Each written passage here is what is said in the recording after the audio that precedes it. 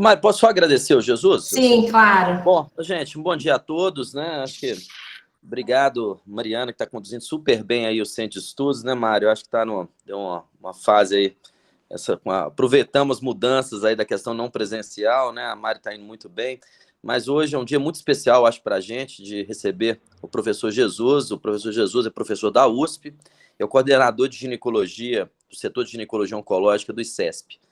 O Jesus, assim, ele dispensa comentários, é um amigo de longa data, né, Jesus? Ele está junto aí nessas pelejas, né, nas idas e vindas há muito tempo. Mas uma pessoa que, acima de tudo, assim, do ponto de vista de potencial, de pesquisa, do que representa como um docente, eu acho que tem uma capacidade de agregar realmente excepcional e tem uma visão à frente do tempo, né? Hoje criou questões muito interessantes, tanto do ponto de vista assistencial, a visão da ginecologia oncológica, essa visão de grupo, né? Foi um dos pioneiros em se falar de origem tubária do câncer de ovário, né? Com publicações lá atrás, junto com a Filomena. Uma pessoa que a gente tem um carinho muito grande, né? Tem uma gratidão muito grande por tudo, tá? Jesus, obrigado aí por tudo, tá? A gente tá junto nessa caminhada aí há quantos anos, tá? Um prazer muito grande recebê-lo aqui no GOB. Obrigado por tudo, tá? Eu que agradeço, Aguinaldo, é um prazer imenso estar com vocês. Esse é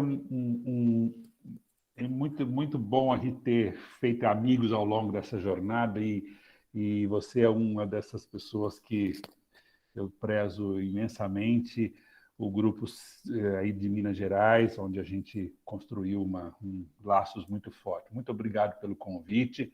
Vocês estão vendo a minha apresentação? Estamos sim. Estamos sim. Tá bom, então vamos lá.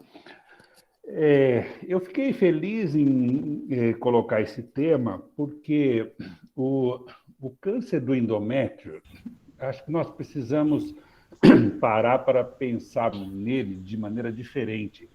O câncer de endométrio é uma doença do nosso tempo, da nossa geração. É muito recente o câncer de endométrio na história da ginecologia oncológica. Eu vou mostrar para vocês algumas coisas que até para mim eu me surpreendi quando estava preparando essas aulas. E vejam só, quando é que o câncer do endométrio começa a virar um problema? Se nós pegarmos essa linha do tempo aqui, comparando com outro câncer, né, o câncer de nasofaringe, vejam só, é aqui, olha, muitos de nós aqui, eu já estava aí no mundo e provavelmente muitos de vocês, nos anos 80, 90, que sobe o câncer de endométrio. Então, é uma questão muito recente. Se nós formos comparar com o câncer do colo, é uma doença milenar, tem já descrições lá antes de Cristo. O câncer de endométrio não, é uma coisa de agora. E por que é um câncer de agora?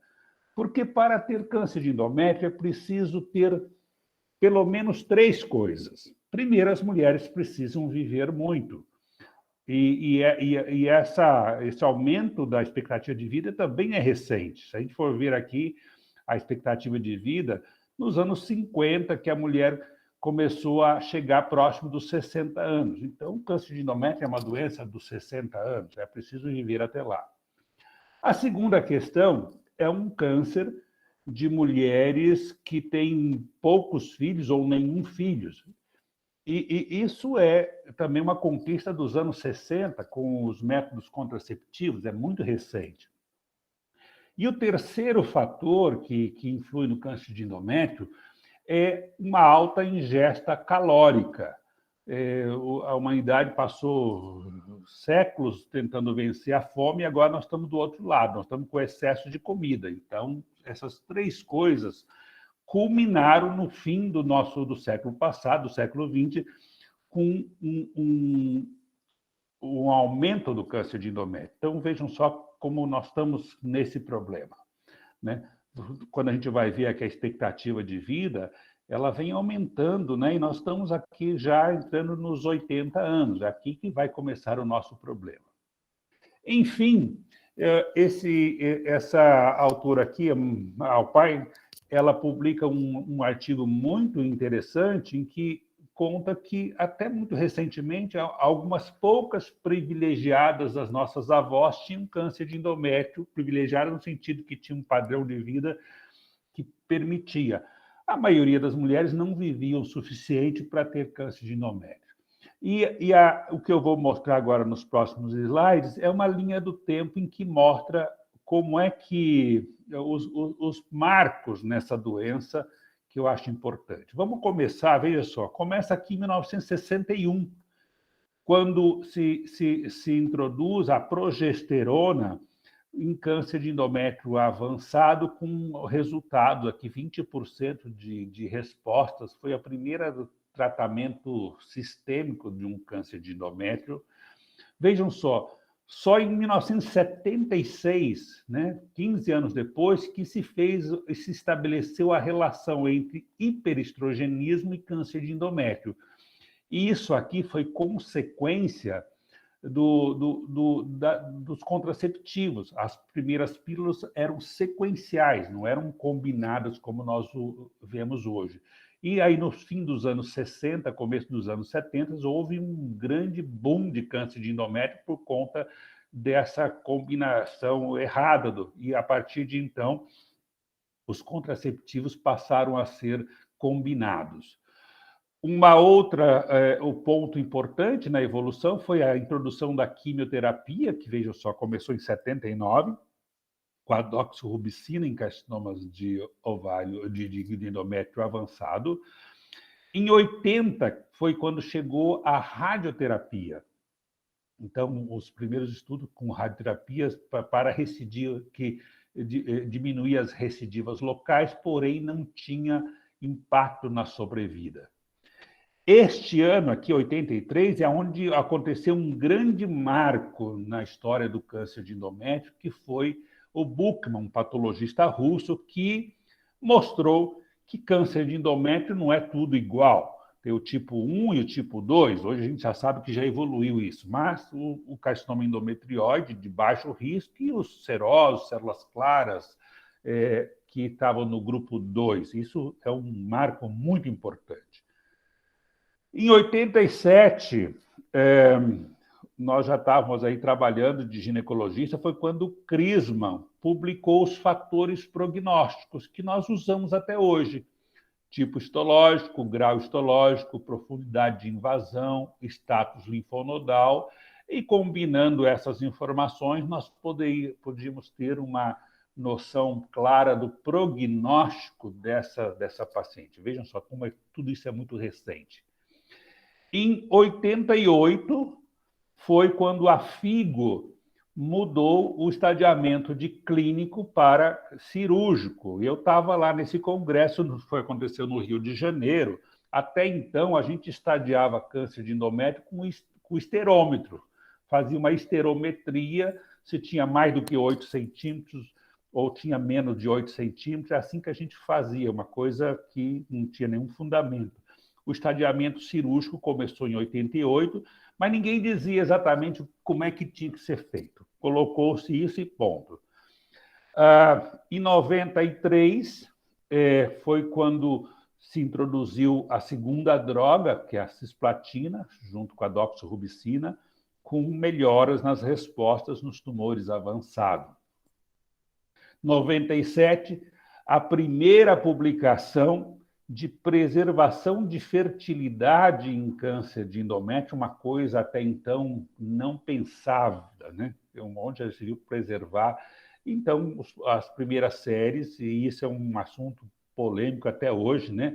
Com algumas possibilidades de preservar a fertilidade.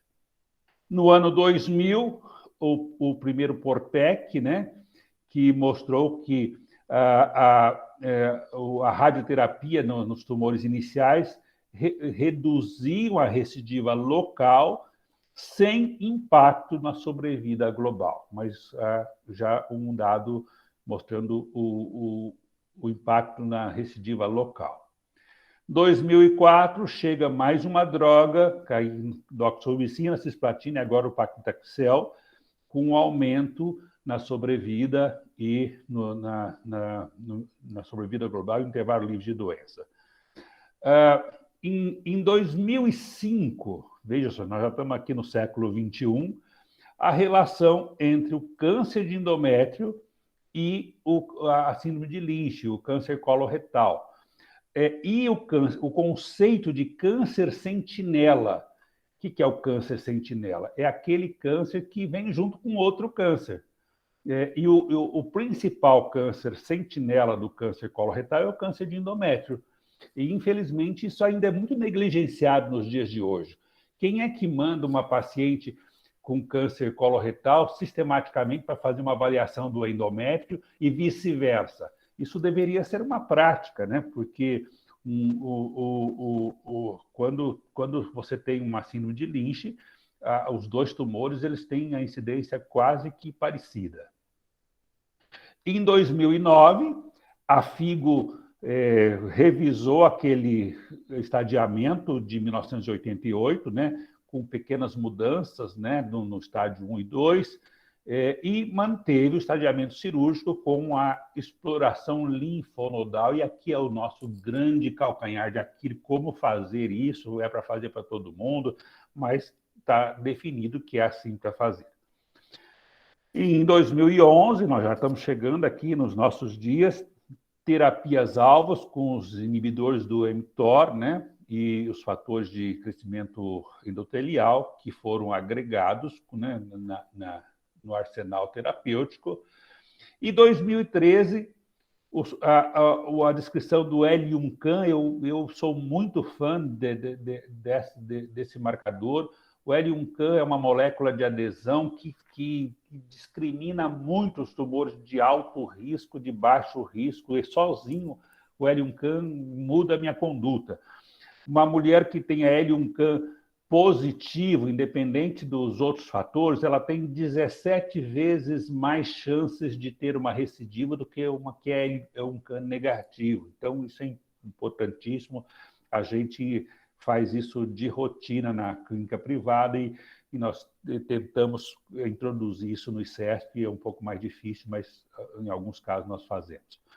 E, em 2013, esse estudo do Atlas do genoma, né, que dentre os 11 mil tumores que foram sequenciados, tinha 300 e poucos carcinomas de endométrio, e esse estudo propiciou que se estabelecesse padrões de prognóstico, né? Câncer de endométrio tem pelo menos 4 tipos de tumores, de excelente prognóstico e de péssimo prognóstico, e a partir dessa classificação molecular é possível nós termos essas informações. O mesmo tumor endometrioide pode estar aqui, pode estar aqui. Isso exige uma abordagem que é pouco prática, que é o sequenciamento, porém, 2 anos depois, em 2015, o grupo de Vancouver, o projeto Vancouver Transport Tech, transportou essas informações moleculares para perfis imunohistoquímicos, em que, através de estudos imunohistoquímicos, você pode chegar muito próximo da informação molecular, ficando de fora apenas o sequenciamento do gene POLI. E, com isso, nós podemos definir o prognóstico e tratar de maneira diferente. Então, nós estamos, né, nessa década entrando na era molecular do câncer de endométrio, e é fundamental que a gente entre sem rodeios, porque é aqui que vão aparecer as soluções. Aonde é que nós estamos? Então, o diagnóstico dos carcinomas de endométrio, eles ainda têm uma baixa reprodutibilidade entre os patologistas. Quando a gente faz revisões, quando a gente vai ver como ainda fica muito restrito os serviços de excelência para dar esse diagnóstico, né? Os tipos histológicos, eles precisam ser muito consistente o diagnóstico, porque isso implica em prognóstico. Então, nós observamos isso.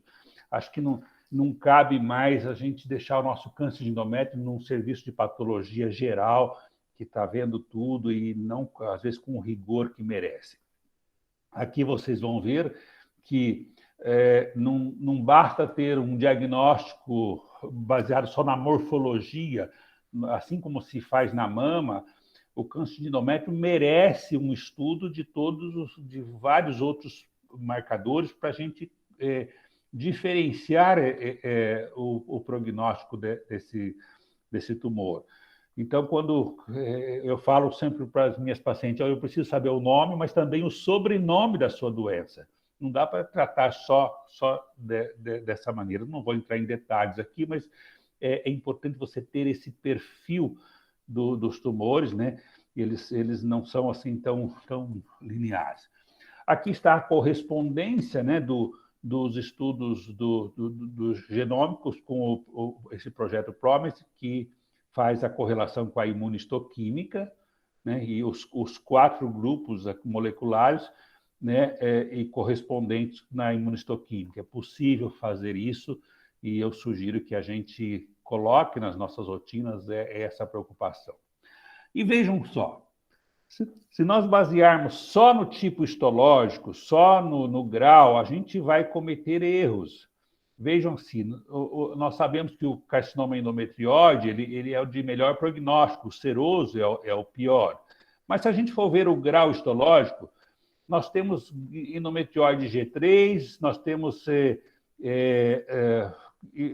o G3 praticamente em todos os grupos. O prognóstico baseado, por exemplo, no TP53, quando ele é mutado, o prognóstico é ruim. Então, nós temos que usar todas essas informações aqui em combinação, ou seja, o diagnóstico do câncer de endométrio ele precisa ser um diagnóstico o mais completo possível e com o máximo de informações para a gente poder classificar essa paciente adequadamente. Agora nós vamos entrar na parte que realmente nós temos grande responsabilidade, que é como é que nós estamos no Brasil em relação ao câncer de endométrio. E, infelizmente, ainda existe aquele conceito antigo de que o câncer de endométrio é uma doença banal, que se resolve com uma esterectomia e está tudo certo. E não é bem assim. Nós vimos que tem tumores de excelente prognóstico e tem tumores muito agressivos. Começamos aqui. Aonde que nós estamos? Este aqui é um ranking de 40 e poucos países e mostra o aumento do câncer de endométrio. Se nós observarmos, o Brasil é esse aqui, olha, é o terceiro país no mundo ocidental que mais aumenta câncer de endométrio. Nós só perdemos para a África do Sul e para o Japão. É uma mudança muito abrupta do nosso perfil das nossas mulheres que nos coloca nessa situação. Então, câncer de endométrio vai ser, já está sendo e vai ser cada vez mais um problema do ginecologista oncológico, do ginecologista brasileiro, e a gente tem que ter isso em mente. Nós temos que falar sobre isso, é o que nós estamos fazendo aqui hoje, nós temos que chamar atenção para isso. Esse é o perfil da mulher brasileira que, da virada do século, nós tivemos um aumento brutal da obesidade, sobrepeso, né? Se a gente for ver, comparar aí os últimos 50 anos, isso é uma coisa assim extremamente acentuada. É essa mulher que vai ter o câncer de endométrio. E um outro problema, que isso aqui, o Agnaldo e eu, nós trabalhamos nesse projeto alguns anos atrás, mostrando o nosso calcanhar de Aquiles, quanto que o ginecologista brasileiro se preocupa com câncer. Está aqui, ó, a 8ª preocupação, a gente publicou isso na RBGO, e nós batemos nisso, olha, tem que pensar em câncer. E tem uma coisa mais grave ainda, quando a gente vai olhar nesses 5% que falaram que gosta de câncer, na verdade, mais da metade são só as coisas relacionadas com HPV. Quando saiu do HPV, não, isso aí já não é comigo. Então, nós, ginecologistas, precisamos trazer o câncer para a ordem do dia, principalmente com esse aumento enorme de câncer de endométrio, para a gente poder tomar conta disso de maneira correta. Bom, câncer de endométrio ele pode ser Endometrióide, a maioria deles, né? Isso aqui dados de literatura, 80% mais ou menos endometrióide, 4 a 6% serosos e células claras um pouco menos. Esse aqui são os dados da nossa instituição, que nós temos um pouco mais de carcinoma seroso, talvez tenha algum viés aqui de interpretação, né? Então, mas de qualquer maneira, o endometrióide representa 80% dos casos. O problema do carcinoma seroso não reconhecido é que, vejam só, é um tumor extremamente agressivo, que tem índice de recorrência de 30% a 80%, mesmo quando a doença é inicial. E, frequentemente, quando a gente faz revisões, tem um carcinoma seroso que, quando recorre, vem para a gente numa instituição e fala, puxa, já era seroso lá atrás, né? Então, é uma coisa que precisaria ser diagnosticada corretamente. Está correndo aí, parece que me travou aqui. Não, está aqui, está ok. O status linfonodal do carcinoma seroso também ele é um tumor que tem mais linfonodos positivos. Vejam só, 26% de linfonodos positivos no carcinoma seroso, diferente do endometrióide. A outra questão é a cirurgia estadiadora. A FIGO diz, olha, precisa fazer esterectomia total, salpingoforectomia bilateral, linfadenectomia pélvica e paraórtica. Isso lá em 88.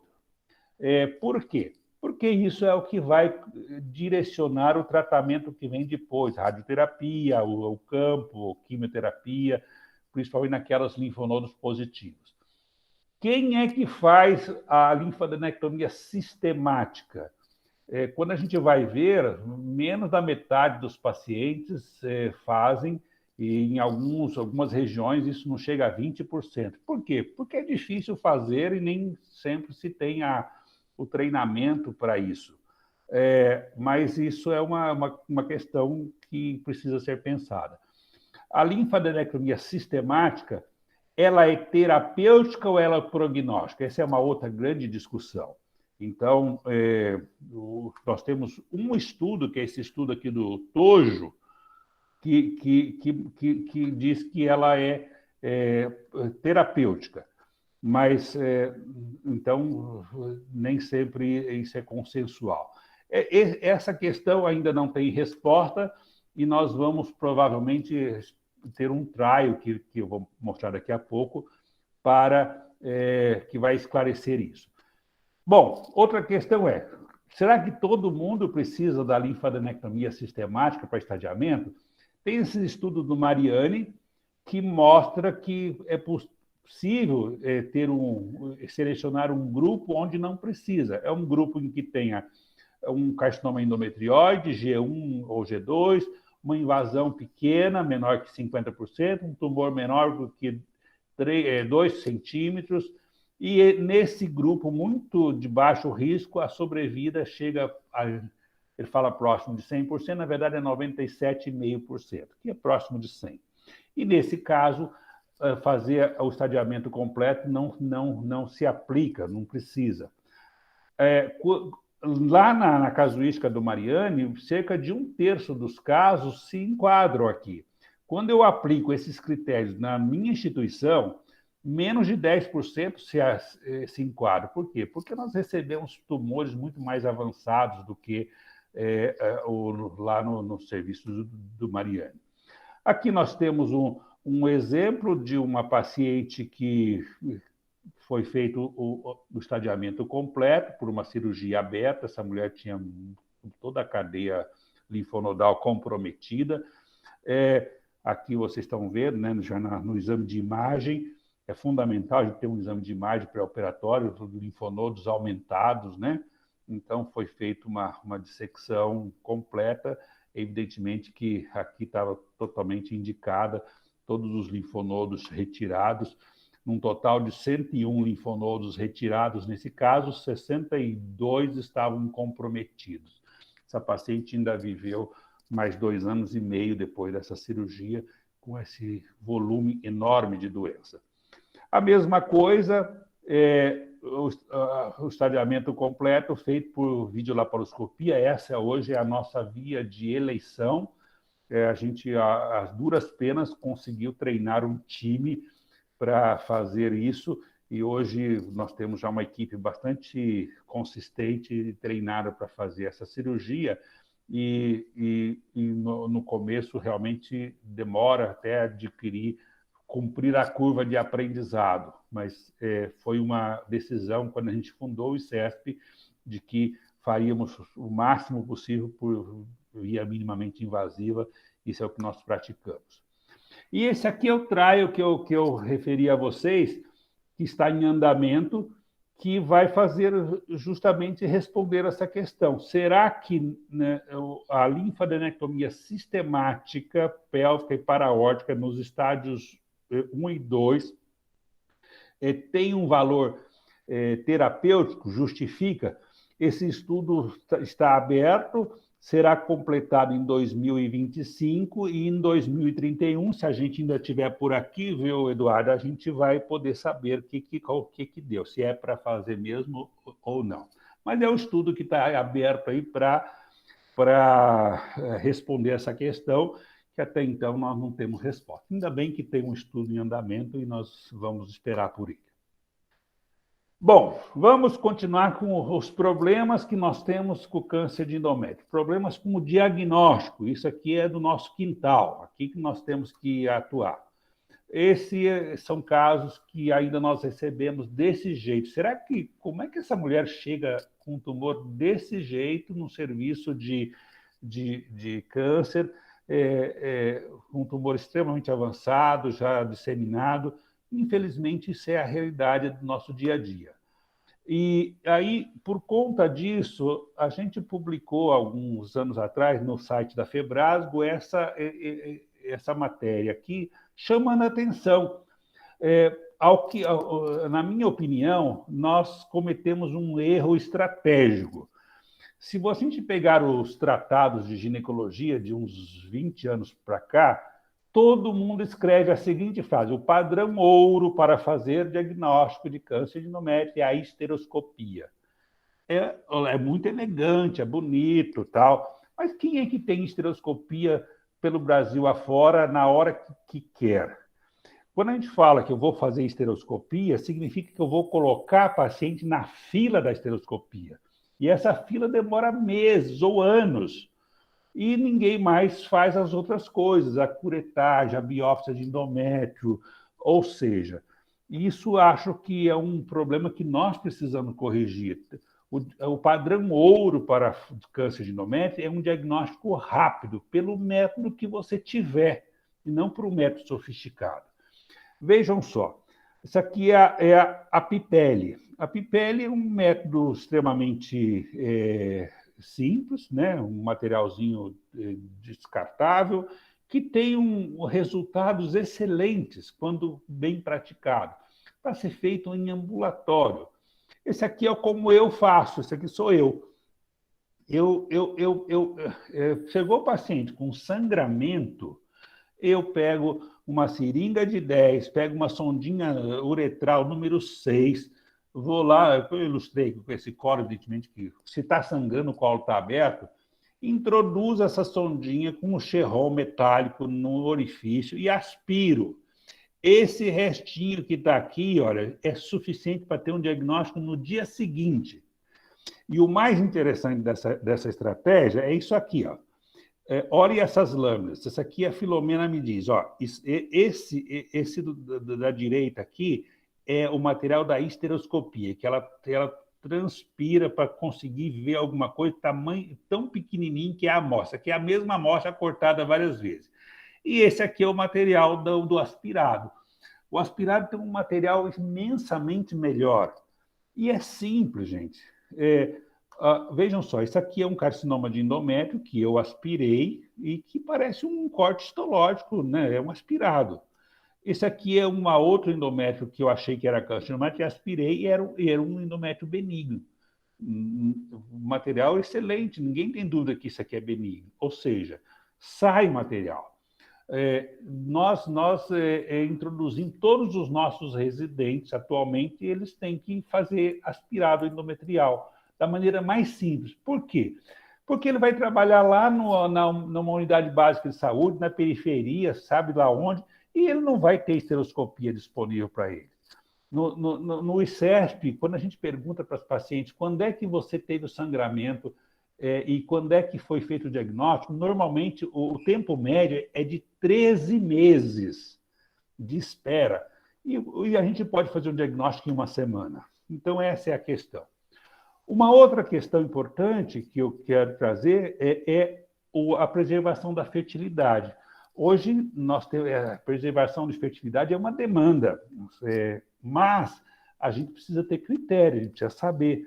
Às vezes, nessa ânsia de oferecer preservação de fertilidade, se faz coisas que não são muito convenientes.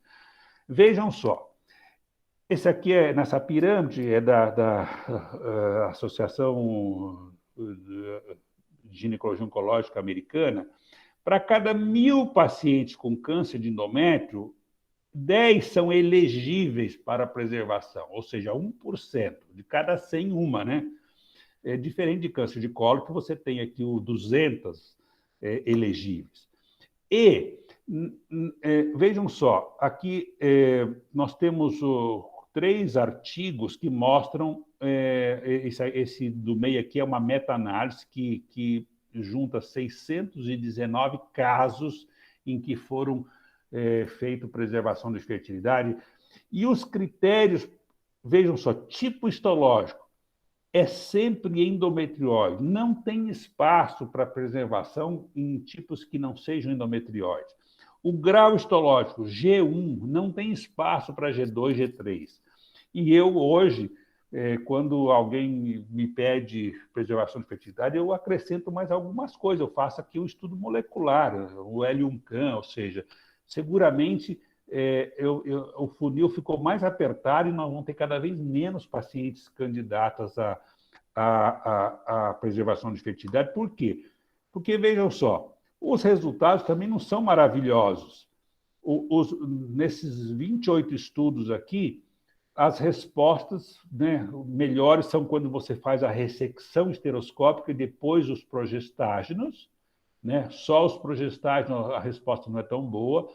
As recorrências, vejam só, elas não são banais, né? São e os índices de gravidez também não são maravilhosos. Então, isso aqui é uma realidade que nós temos que considerar na hora de indicar uma preservação de fertilidade de uma mulher que tenha câncer de endométrio. Além do que, a mulher que quer preservar a fertilidade normalmente é uma mulher jovem e a chance dela ter uma síndrome de Lynch é grande. Então, isso é muito importante. Que é isso aqui. Vejam só. O risco de uma mulher não é suspeita, é confirmado, né, com testes genéticos, com síndrome de Lynch, o risco de câncer coloretal chega até 80% durante a vida. Isso aqui eu peguei os máximos, né? E de endométrio chega a 70%, ou seja, é muito. E em metade das vezes, o câncer de endométrio precede o câncer coloretal. Então, mulher jovem com câncer de endométrio, é obrigatório você testar, porque ela, além de câncer de endométrio, ela tem de risco para câncer coloretal, câncer de ovário, né? E não é só o câncer de endométrio. A outra questão é a capacitação para o tratamento cirúrgico. Isso aqui, nós que trabalhamos em serviços acadêmicos, a gente sabe como é duro você treinar. Não é fazendo 2 ou 3 cirurgias que você treina. Essa é a nossa paciente, né? É desse jeito que nós encontramos a nossa paciente, uma paciente obesa. Em média, as nossas pacientes no ICESP têm 9 comorbidades. 9.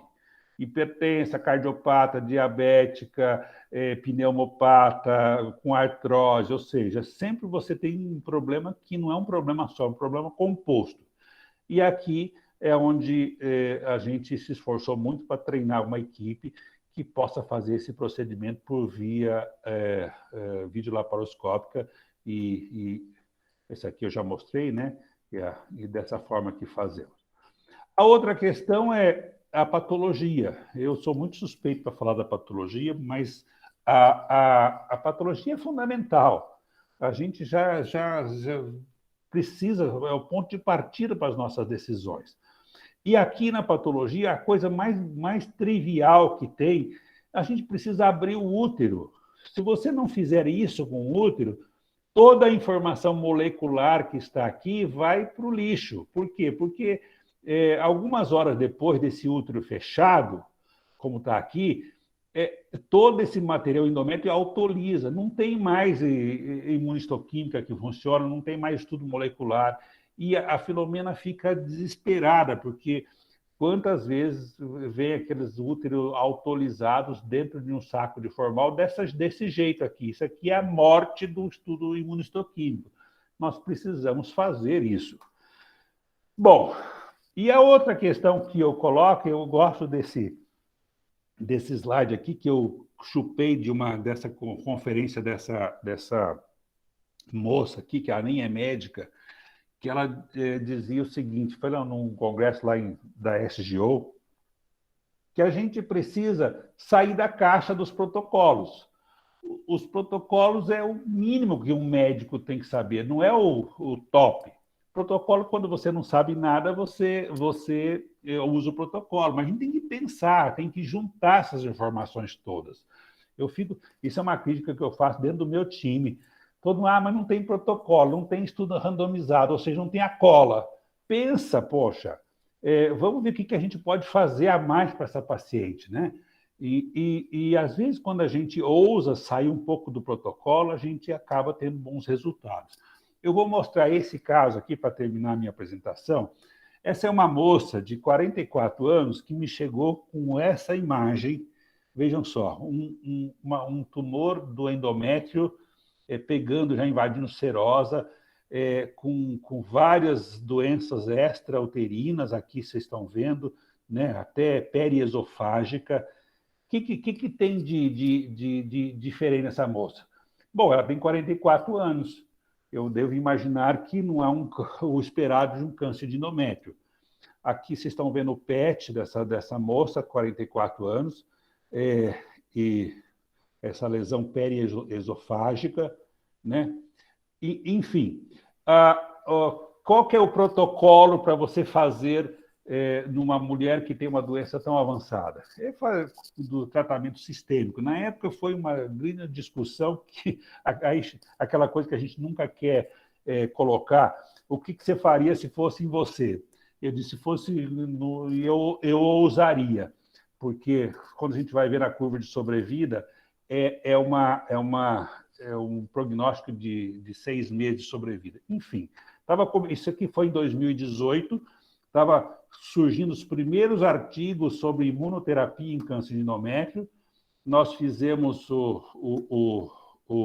a imunoterapia na época, e esse aqui, depois de 3 meses de imunoterapia com pembro, vejam só como é que estava o útero dessa mulher. Vocês lembram como é que era lá atrás, né? Aqui, comprometendo a serosa. Então, nós fizemos aí a cirurgia para ver a resposta à ausência de doença com imunoterapia, e a gente publicou esse caso, está aqui, né? Uma resposta que totalmente fora do protocolo e pagar para ver. Não estou defendendo que a gente deva ser essa pessoa que paga para ver sempre, mas às vezes é preciso você estar antenado e sair um pouco da caixa e ver o que você pode juntar. E por que nós tomamos essa decisão na época? A Filomena disse assim, olha, eu estou vendo na lâmina que tem um infiltrado linfocitário e essa paciente vai responder a imuno. Essa conversa com outro especialista faz a diferença. Aí, tá bom, vamos apostar nisso, porque o resto não tem. Essa mulher está sem doença desde 2018, feliz da vida, e vem a São Paulo de vez em quando para dizer, estou ótimo, e vim aqui para passear um pouco e jantar com meu marido. Então, é isso aqui que eu termino aqui nesse ponto, e acho que a gente tem algum tempo aí para a gente conversar. Obrigada, professor Jesus. Né? Obrigada por levantar essa bandeira, né, assim, do câncer de endométrio e do câncer ginecológico, né, no mês de setembro, que é o câncer, né, que é um mês que a gente tem que lembrar, que é o mês de consciência do câncer ginecológico, está aqui com a gente na FMG. Muito obrigada, tá? O professor Eduardo vai participar do debate, depois a gente abre perguntas. Obrigada. Professor Jesus, obrigado aí pela brilhante explanação, né? A gente dispensa esses comentários porque realmente o que a gente quis fazer aqui, né, para trazer à tona os diversos professores do departamento, os residentes e outros colegas que estão nos prestigiando aí, é levantar essa bandeira mesmo do câncer de ginecológico e nada mais, né, que um conhecedor e um pioneiro nessa condição de levantar realmente essa situação do câncer de endométrio, né, com a Filomena, que isso é um exemplo para a gente, para muitas situações na ginecologia, né, um defensor nato dessas questões, né, tenho o privilégio de estar acompanhando na nossa comissão lá na Febrasgo, de oncologia, e aprendido com o senhor lá, mas, de fato, assim, houve uma explanação muito brilhante, e a minha provocação em relação a isso mesmo, ao câncer de endométrio, que muitas vezes fica relegado a um segundo plano, que é aquele câncerzinho que eu talvez possa agir como uma esterectomia para uma doença benigna, né? E a gente vê que tem alguns gargalos, muito bem pincelado aí pelo senhor, que é uma doença relativamente nova para a gente, né? E com um crescimento exponencial. O Brasil está aí, né, como terceiro nos países ocidentais em aumento do câncer de endométrio, e são provocações que a gente faz aqui de até quando realmente nós vamos continuar ignorando essa doença dessa forma, e como aquela imagem, aquela fotografia daquele útero aberto com uma doença, né, super avançada ali, que talvez um prognóstico já selado para essa paciente naquelas condições, né? Outros gargalos que a gente vê aí, que foram muito bem pincelados, né, que a gente observa, não só do processo de capacitação, ou talvez do menor interesse do ginecologista geral, mas... Estão me ouvindo? Mário, estão me ouvindo? Sim, perfeito. Mas, perfeito. E, principalmente, essa situação, tá, de diagnose, de entendermos, ou algum momento incutimos isso em nossas mentes, aí, mostrarmos isso para os nossos residentes, que o ideal é fazer esteroscopia. E essa paciente, a gente já passou por experiências práticas aqui, que ela avança com essa doença tumoral numa fila de esteroscopia. E muitas vezes isso chega para a gente num estadio, numa condição em que a gente não consegue mais ajudar essa paciente da forma como a gente poderia ou deveria. A outra questão, e aí eu deixo a minha provocação aí também, professor Jesus, até quando, ou se o senhor acha que nós ainda vamos conviver com essa possibilidade, uma mudança tão rápida e repentina aí dessa situação depois do Atlas, né, e vivermos esse Transportec nos nossos serviços públicos de saúde, e assim como também, né, bem dito pelo senhor, da condição da abordagem adequada através da cirurgia minimamente invasiva. Obrigado, Eduardo. Nós temos muitos pontos aqui que a gente pode trabalhar neles, né? E eu acho que é nossa função na sociedade, na Febrasgo, de fazer isso. Aguinaldo, eu tenho mudado um pouco o meu discurso ultimamente, até depois daquela esfrega que nós tivemos lá. Eu não falo mais em nome de especialidade, não é o ginecologista oncológico, cirurgião, seja lá quem for. É o serviço. Pacientes com câncer precisam ser tratados em centros de excelência. É impossível, sabe, uma pessoa que trata um câncer por ano, ele está atualizado nas melhores práticas. Então, não importa quem seja essa pessoa. Eu acho que se nós insistirmos nesse discurso, nós vamos estimular o aparecimento de centros. Porque tem muitas cidades que tem lá 1, 2 pessoas que estão fazendo isoladamente. Se elas se juntarem e começarem a fazer um tumor board, elas vão ter a necessidade de, eventualmente, de ter uma imagem melhor, de ter uma patologia melhor, de ter um estudo molecular, ou seja, vai agregando. O discurso de dizer, não, sou eu que faço porque eu tenho o título de especialista nisso ou naquilo, é um discurso que eu acho que nós deveríamos abandonar. Vamos montar centros de especialidade. Câncer merece ser tratado. E nesse centro é quem sabe fazer. No meu time, quando a gente começou o ICES, eu tive o privilégio de poder começar um serviço do zero. Nós colocamos dessa forma, olha, quem sabe fazer, faz. E mesmo hoje, a gente tem assim, dentro do time as pessoas que têm grande expertise numa coisa e não têm na outra. Para fazer, por exemplo, a cirurgia minimamente invasiva, eu trouxe pessoas que não conheciam câncer, mas tinham grande habilidade na cirurgia minimamente invasiva. E essa composição da habilidade da pessoa com o conhecimento oncológico, isso se completa. Então, acho que esse é um discurso que a gente deve colocar. E mostrar para o nosso residente que a boa prática não é a prática mais cara, mais sofisticada, é aquela que resolve o problema mais rápido e de maneira mais eficiente. Às vezes, nós temos que revisitar coisas que já foram consideradas obsoletas. Por exemplo, pelo Brasil afora, eu acho que uma paciente que sangra tem mais é que fazer uma curetagem. Curetagem todo mundo sabe fazer. Não mandar para uma fila de esteroscopia que demora 1 ou 2 anos. Eu acho que é por aí. A patologia é um problema seríssimo. Eu ouço pela Filomena, não pode abrir o útero que estraga, não dá para ver a anatomia. Poxa, mas e o endométrio, que é a parte nobre do exame, apodrece tudo, né? E são coisas tão elementares, né? Então, é isso. Ótimo, professor. O professor, doutor Delcio estava com a mão levantada, depois o professor Aguinaldo. Delcio, eu não estou te ouvindo. Está no mudo. Oi, Delcio, liga o microfone aí que não estou te ouvindo. Desculpa, Brilhante exposição, Jesus. Como sempre, endométrio é a sua praia mesmo. Prazer te ver aqui, Delcio. E coisas que a gente guarda para a vida. Essa coisa que você falou, muito importante, que eu quero te perguntar também, dos dois lados.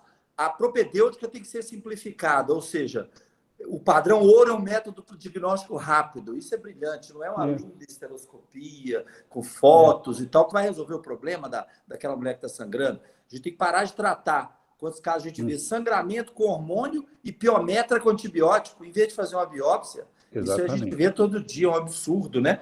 E para o outro lado, o que você acha da robótica? Porque você falou bem da laparoscopia, mas você tem utilizado na obesa, que é uma das indicações que a gente vê que melhora, não tem trabalhos que mostrem isso, mas a gente sente no dia a dia que a robótica para obesa tem uma facilidade técnica para a gente não fazer força nas pinças e aquela comunidade. Como é que está no ICESP isso? Vocês têm feito casos de obesos com robótica? Então, nós ganhamos um robô há alguns anos atrás e tivemos que fazer um projeto de pesquisa com ele, para justificar a doação. Nós fizemos 90 casos de endométrio. E está publicada essa série. Nós tivemos um viés nessa história, porque eu acho que a robótica é fundamental. Se você vai começar do zero, com uma equipe que vai começar agora, aberta laparoscópica com a robótica é perfeita. Você atinge a curva de aprendizado muito antes. Agora, no nosso serviço, a gente pegou 2 pessoas que já eram muito habilidosas em laparoscopia para fazer a robótica, até porque a gente não podia queimar o método. E com esse viés, não houve grandes ganhos, pelo contrário, nós tivemos 40% a mais de custos e os resultados foram equivalentes. Então, numa instituição pública, que tem que racionalizar custos, hoje nós pedimos para que a gente tenha a videolaparoscopia de alta qualidade e não mais um robô. A gente tem um robô. Quando a decisão nossa, por exemplo, foi introduzir a indocianina green, as 3 plataformas, que isso faz diferença no linfonodo sentinela, e não mais um robô. Mas, assim, o caminho é por aí. O problema do robô é que esse monopólio que a Intuitive tem, né? Então, trava muito, o custo fica impossível. Eu acredito que, assim como aconteceu com as outras tecnologias todas, a hora que pulverizar a concorrência, nós vamos poder fazer. Não vai ser para a minha geração, seguramente, mas a molecadinha que está vindo aí, acho que vai por esse caminho. Obrigado. Né? É isso aí. Aguinaldo. Bom dia, Délzio. Que bom vê-lo, cara. Tudo jóia? Seja bem-vindo aqui. Bom, o Jesus, como sempre, brilhante, né? O Délzio comentou aqui a questão que eu comentei da origem tubária do câncer de ovário, mas endométrio é a super praia do Jesus por razões óbvias, né? E comentou um dado muito, muito interessante, como que a gente tem que preparar o Brasil para esse aumento de incidência de câncer de endométrio, né? Esse é o grande desafio que a gente tem, né? O que era tido como tumor do ginecologista, hoje a gente tem que tomar muito cuidado com as palavras, né, Jesus? Eu não sei se eu falo não especialista geral, não e não tem especialidade, eu não sei mais nem como falar mais, mas enfim, o ginecologista sem um treinamento específico para isso poderia lidar com o câncer de endométrio, talvez são os tumores que a gente tem mais dúvida, né? Desde o ponto de vista de diagnóstico, né, até do ponto de vista de patologia, um problemão em câncer de endométrio, né? É super difícil patologia em câncer de endométrio. Hoje a classificação molecular já chegou, né, na prática, para quem tem acesso, mas por outro lado não. A gente tem uma diminuição muito grande, uma falta de centros de radioterapia para os pacientes, né? E por outro lado, cirurgias complexas, né? Hoje, a questão da biópsia de linfonodo sentinela, a cirurgia minimamente invasiva. Então, um desafio muito grande que a gente tem de preparar o Brasil para a gente atender essas mulheres com câncer de endométrio que vão ser cada vez mais frequentes na nossa prática diária, né? Comentou dos aspectos mais importantes que a gente vê essa questão de diagnóstico, né? Esteroscopia com biópsia, um padrão ouro, que eu não sei se isso é coisa de esteroscopista, né? Toda vez que você conversa, não tem discussão isso, né? Tá uma outra verdade delaciana isso também, né? Eu não sei da onde surgiu isso, né? E eles batem muito nisso, né? Então, hoje, o Jesus participou de uma situação, né? De uma prova prática do título especialista que ninguém sabia o que era.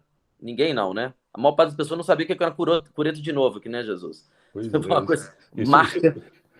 Num dos testes aí para do TEGO, da prova prática, eu examinei umas 60 pessoas e a prova prática era simule no manequim uma biópsia de endométrio. Olha, era de chorar, viu? Porque eu não reconhecia nem os instrumentos e o manequim morreu umas 3 vezes. Então, tudo. Aí a pergunta teórica era: o que se faz no endométrio espessado para paciente sangrento? Esteroscopia. 100% respondeu esteroscopia. Foi aí que a gente falou: opa, precisa mexer nisso. Aguinaldo, mas para você não ser crucificado como presidente da Febrasgo, eu sugiro que você diga o seguinte: todo ginecologista pode tratar câncer, mas ele precisa estar ligado a um grupo de um centro de referência. Por quê? Porque tem espaço, sabe? Eu tenho pessoas que são aptas para fazer um cone, eu tenho pessoas que são aptas para fazer uma curetagem, eu tenho pessoas que são aptas para fazer uma cirurgia robótica. Então, tem espaço para todo mundo. O que não pode é o lobo solitário, que fica sozinho fazendo da cabeça dele tudo. Então, eu acho que esse discurso ele é bom. O câncer é uma coisa que mata, que tem um reloginho que faz a diferença. Se você perder o time, a paciente é prejudicada. Então, é fundamental que você esteja ligado. Isso que a gente está fazendo aqui hoje, da gente fazer, quer dizer, o Brasil todo poderia fazer, ou seja, a pessoa vai lá, assiste. É difícil a gente trazer o ginecologista geral para discutir condutas, coisas que ele poderia fazer, né? E uma das pessoas que mais me influenciaram, assim, em termos de visão da ginecologia, foi o professor Pinotti. Uma vez o professor Pinotti me disse assim, olha, Jesus, nós vamos começar, na época, começar o Pérola Byte. Faz o seguinte, foca em pesquisa operacional. Eu falei, ótimo, vou fazer isso. Aí eu fui embora, cheguei lá no estacionamento e falei assim, o que é pesquisa operacional? Voltei lá, bati na porta e falei, professor, me explica o que é pesquisa operacional, que eu não sei o que é. Aí ele falou assim para mim, olha, não inventa a roda, usa a roda que já existe de uma maneira mais inteligente. Então, é isso. Todo mundo quer inventar uma roda nova. A gente precisa usar as rodas que já existem, de maneira que seja mais inteligente. A curetagem, a biópsia, o aspirado. O importante é que você resolva o problema da paciente rápido. Esse zelo por achar que você, usando a alta tecnologia, você está fazendo a melhor medicina, não é verdadeiro.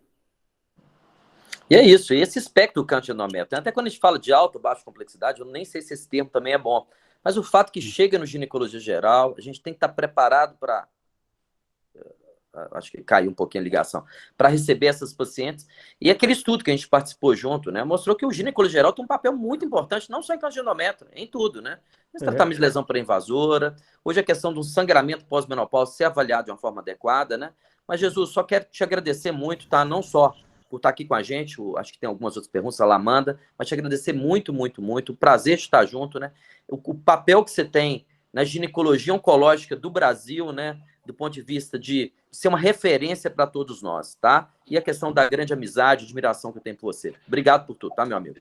Eu que agradeço, Aguinaldo. Um abraço. Professora Lamanda, ele tem pergunta mesmo aqui, professor Jesus, depois. Bom dia, colegas. Bom dia a todos. Professor Jesus, olha, eu gostaria de agradecer imensamente a sua belíssima apresentação. Eu venho aqui, eu sempre gosto de falar que eu sou um obstetra clássico, eu não gosto de falar jurássico. Sou um obstetra, mas ginecologista. Eu acho essa polêmica de ginecologista geral, ginecologista especialista, eu acho que esse sobrenome não é o mais relevante. O importante é essa mensagem que você traz para mim, é bálsamo para os meus ouvidos. Essa visão em que você considera importante a atuação do ginecologista que está na linha de frente, está lá na atenção primária, que é o que muito me preocupa, o médico, o ginecologista que está lá na atenção primária, nessa linha de frente, de alguma maneira, tem alguma coisa falhando para poder chegar nesse ponto dessa imagem que você traz de pessoas jovens com câncer de endométrio tão avançado, Então, eu queria destacar essa sua mensagem tão importante, que é importante como instituição de formadora que nós somos, de que o médico que está na atenção primária, ele seja capaz de rastrear e de diagnosticar, identificar aquelas mulheres de risco e de fato, utilizar os métodos propedêuticos que tem à mão, lembrar da PIPELE, lembrar da pista de novo, quer dizer, são treinamentos bem básicos, que é importante que sejam resgatados, é importante que sejam valorizados, a própria curetagem, doutor Jesus, que acaba sendo um instrumento para poder auxiliar no diagnóstico. E eu acho que é por aí, eu acho que esse treinamento, essa mensagem que, inclusive, as sociedades devem divulgar e devem orientar, é de que, na atenção primária, eu acho que me preocupa muito esses guidelines, inclusive do Ministério da Saúde, que quando coloca que a idade limite para realizar o próprio Papa Nicolau, despreocupa as pessoas de procurar o ginecologista. Acho que a mulher, depois de 65, de 60, 70, não precisa de fazer Papa Nicolau, o velho exame citológico de colo, então acho que não precisa de ir no ginecologista mais. São esses conceitos, esses preconceitos que, inclusive, dificultam não só o acesso, mas a percepção das mulheres que é importante a visita ao ginecologista. Aí só vai quando está sangrando, aquela mulher obesa, aquela senhora na pós-menopausa que volta a sangrar, que muitas vezes já está até no momento já mais avançado. Então, essa mensagem é muito importante, professor Jesus, e é importante sua atuação, seu papel, e aí, junto à Febrasgo, divulgar, disseminar cada vez mais, viu, Eduardo? Essas mensagens de que é importante no nosso país a gente valorizar aquelas pequenas ações, métodos de rastrear, os métodos de diagnosticar, de identificar as mulheres de risco e de acompanhar lá na linha de frente. Depois dessa linha de frente, saber encaminhar, porque aí sim é necessário um centro para poder saber encaminhar para o tratamento mais precoce possível dessas mulheres. Então, muito obrigada mesmo, viu, professor? Bálsamo para os meus ouvidos. E eu queria aproveitar já a oportunidade de te perguntar a respeito de algo que eu li há um tempo atrás, a respeito de extrair material do colo para DNA, para fazer, para verificar mutações, que acho que é até um trabalho que o senhor mesmo publicou. E, assim, queria escutar um pouco mais, porque, olha só, isso aí é mais um avanço, extrair material do DNA do próprio colo para avaliar mutações que possam de tumores do endométrio, não é uma coisa legal? O que o senhor acha? Eu queria que o senhor explorasse um pouco mais o próprio estudo. E, no mais, muito obrigada, colegas, pela oportunidade da fala. Obrigado, Alamanda, pelas palavras. Esse trabalho foi um trabalho que a gente fez junto com... Ele foi capitaneado pela Johns Hopkins University e de coletar material do colo, que era o Papa Nicolau, entre aspas, né, para diagnosticar câncer de ovário e câncer de endométrio. E através de um painel de 22 genes, foi possível identificar 100% dos carcinomas de endométrio e 50% dos carcinomas de ovário. Esse trabalho, na época, nos valeu a capa da revista Science, e então teve um impacto... Foi exatamente isso que eu vi, foi chique demais ainda. Eu nem imaginava que ia acontecer isso, você sair na capa da Science. Mas, assim, a pesquisa ela vai na frente e a prática demora, né? Estudos moleculares na prática diária é difícil de você emplacar. Como foi mostrado que o caminho está aberto. Agora, nós temos coisas muito mais fáceis de realizar com os métodos que nós temos, né? A quantidade de mulheres que sangram e que são tratadas muda o hormônio, troca, e só depois, quando a coisa se torna muito séria, que se toma uma atitude, é muito grande, eu vejo. E se essa mulher for jovem, então ela está frita, porque ninguém pensa que mulher jovem tem câncer de endométrio. Eu tenho paciente de 24 anos, de 26 anos, de 34 anos com câncer de endométrio. E sangrando, e trocando pílula, e trocando. Aí você fala, espera um pouquinho, eu vou pegar minha sondinha aqui e vou aspirar esse endométrio. É tão simples. Olha, se uma paciente chegar hoje no meu consultório e falar assim, eu quero fazer uma esteroscopia, ela vai gastar R$ 9.800 de custo hospitalar no Sírio-Libanês. E eu, com 80 centavos de custo, eu aspiro o endométrio dela. Então, eu falo assim, eu nem falo que eu não vou fazer esteroscopia, eu falo, espera um pouquinho. Eu vou tentar aspirar, você vai me contando aí a novela, e eu vou colocar uma sondinha, e se eu não conseguir material, aí você vai para a esteroscopia. Eu consigo material em 90% dos casos. Aquele que não deu, por algum motivo, não consegui, tá bom, vai para a esteroscopia. Mas isso é o que tem que ser feito pelo Brasil afora. Eu aqui, vocês aí, que é um grande centro formador de opinião, a gente tem que divulgar essas coisas e trazer o ginecologista que está tímido, que às vezes tem medo de participar, para essa discussão. Professor, e o ultrassom? Então, o ultrassom, aqui eu vou usar de novo uma frase do professor Pinotti. O ultrassom é o estetoscópio do ginecologista. O meu residente chega todo animado. Olha, eu vou te mostrar o meu carro novo que eu comprei. Falei, para que você precisa desse carro? Ah, não, vou pagar em vezes. Por que você não comprou um ultrassom em vez de comprar esse carro? Vai te ajudar muito mais. Vende esse carro e compra um ultrassom e põe lá no seu consultório. Acho que você tem que olhar. Eu, por exemplo, uso muito, eu não sou ultrassom, mas para ver um equinometrial, qualquer indivíduo vê. Reposição hormonal, você monitora o equinometrial, se você aspira, você olha, ou seja, tem que estar inserido. Ah, mas os radiologistas ficam bravos, eu não consigo cobrar na guia. Não vai por esse lado. Se você ficar pensando no lado corporativo, você não evolui.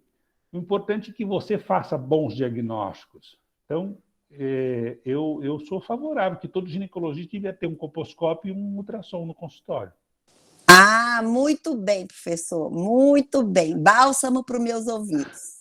Vende o carro importado e compra, anda num carro, num Fusquinha aí, e compra o equipamento adequado. Isso, ter ultrassom no serviço lá, né? Rápido, pelo menos que seja de fácil acesso, né? Olha, lá no INSEP a gente tem um parque de imagens imenso, porque o professor, na época que montou isso, era secretário da Saúde, então, lógico, que ele colocou lá 11 equipamentos de radioterapia, imagem, nós não temos problema com ressonância, com tudo. Mas o que eu fiz? Eu falei assim, eu quero um aparelho de ultrassom no ambulatório, para não ter que pedir, olha, sangrou, põe lá o transvaginal, aí depois você pede o ultrassom para sair com o laudo bonitinho, mas veja você primeiro. E é simples, é relativamente barato um equipamento portátil. Joia, professor. Tem mais um tempinho, só para a gente poder finalizar, mas é porque o professor Rubens ele colocou 3 perguntinhas no chat. Pode ser? É só para que a gente finaliza. Ele pergunta, se após semear o aspirado numa lâmina de vidro, qual material o senhor recomenda para fixação? Ah, ótima pergunta. Olha, você não coloca na lâmina de vidro. Você pega aquela sondinha, você pega um frasco de formol, você aspira 2 ou 3 ml de formol para dentro da seringa e devolve tudo dentro do frasco. Por quê? Porque esse material vai para o laboratório, vai ser centrifugado, vai fazer um bloco, que eu chamo uma citologia emblocada, e depois esse bloco é cortado. Então, aquela imagem que você viu não é de um esfregaço, é de um bloco de parafina que o material é citologia emblocada, chama. Então, excelente pergunta. E mesmo que tenha pouquinho, a hora que a sondinha ficou suja de sangue, aquela coisa toda, você aspira para o formol e devolve. Lembre que o câncer ele é friável, é um tecido muito fácil de ser aspirado. Quando não vem nada e você tem um eco que é fininho, é porque é atrófico, não tem mesmo, né? O aspirado ele aspira a cavidade inteira, tudo que está solto lá vem, diferente de uma biópsia por esteroscopia, que você vai num ponto que você acha que é ali que está o problema e tira um naquinho. A Filomena detesta essas biópsias esteroscópicas de ambulatório, ela prefere aspirado, mas isso é uma coisa que nós temos que divulgar. Mas foi brilhante, né? Mostrar, inclusive, a fotinha foi ótimo, professor. A segunda pergunta é se teria alguma diferença técnica. Agora você já respondeu, né? Na verdade, assim, a maneira, né? Como é que ele seria? Acho que a segunda dele seria: teria alguma diferença técnica para o patologista se apenas incluir o aspirado da pipélia, o som do letral número 6, diretamente dentro do frasco de formol 10%? É complementar, né? Na verdade. Sim. A pipélia é a mesma coisa, você coloca dentro do frasquinho de formol, chacoalha lá e tira o máximo de material. Eu faço com a sondinha, né? Eu nem uso a pipélia. Olha, nem precisa colocar o pozinho no colo, viu? Se você for com um jeitinho, pega um espéculo grande e tal, porque é maleável a sondinha, você vai negociando com o canal e tem que entrar ali uns 4 a 6 centímetros para dentro do colo. Você está lá dentro da cavidade, aspirou, sai. Tá. E a última pergunta, ele pergunta assim, sobre o sangramento pós-menopausa, tendo em vista a frequência da atrofia endometrial, como é que você percebe o papel da biópsia endometrial em pacientes com endométrio menor do que 4 milímetros, a ultrassonografia transvaginal, com história clínica de sangramento frequente, ele fala 2 a 3 vezes ao ano, mantendo esse endométrio fino. Então, todos os guidelines colocam 4 milímetros como sendo o ponto em que, abaixo disso, a incidência de câncer de endométrio é em torno de 1%, pode ser desconsiderado. Eu fico um pouco receoso naquela paciente magrinha, que pode ter um carcinoma seroso, aquela mulher lá da faixa de 70, 80 anos, porque aí você pode ter o carcinoma seroso, que surge no endométrio atrófico. Sangrou, eu aspiro. Se não vier nada, aí eu falo, tá bom, é atrófico, não saiu nada. Dá para eu até usar essa informação que é complementar. Então, tem funcionado dessa maneira. Joia, excelente. Acho que você quer finalizar aí, Dudu, com alguma coisa, né? Assim, alguém quer perguntar para a gente poder finalizar a reunião, né? Essa participação excelente, viu, professor? Ter você aqui foi uma honra, eu já tinha falado antes, e queria agradecer muito a disponibilidade que me respondeu prontamente, assim que eu te convidei. Tá? Mari, somente de novo, né, assim, agradecer demais ao professor Jesus pela disponibilidade do tempo, pela brilhante explanação, como é que assuntos tão complexos conseguem se tornar relativamente simples, né?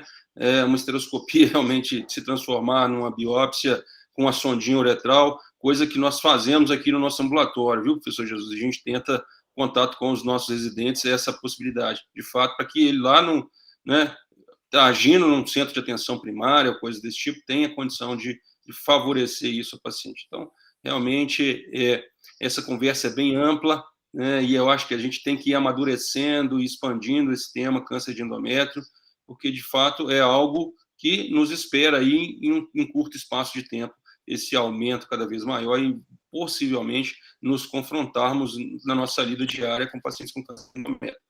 Tá? Obrigado demais aí, professor Jesus. Muito bom mesmo, viu? Adorei estar aqui com vocês. Grandes amigos, né, de longa data, e foi um prazer imenso estar aqui com vocês. Estamos sempre à disposição. Eu e a Filomena gostamos muito desse tema, então qualquer dúvida que tiver, pode nos contatar, nós estamos aqui sempre à disposição de vocês. Obrigada, professor. Grande abraço, Jesus. Um abraço, Filomena, tá? Tchau, tchau. Obrigado por tudo, viu? Esperamos recebê-los aqui presencialmente em breve. Um abraço, viu? Tá bom. Tá verdade. Bom. Um abraço. Obrigado, boa sexta-feira para todo mundo, gente. Obrigado. Muito obrigada. Mais uma vez, Mário. Obrigado, Jesus. Abraço para a Filomena. Tchau. Tchau. Obrigada, gente. Obrigada. Bom dia a todos e a todas. Boa sexta-feira. Obrigado. Bom final de semana.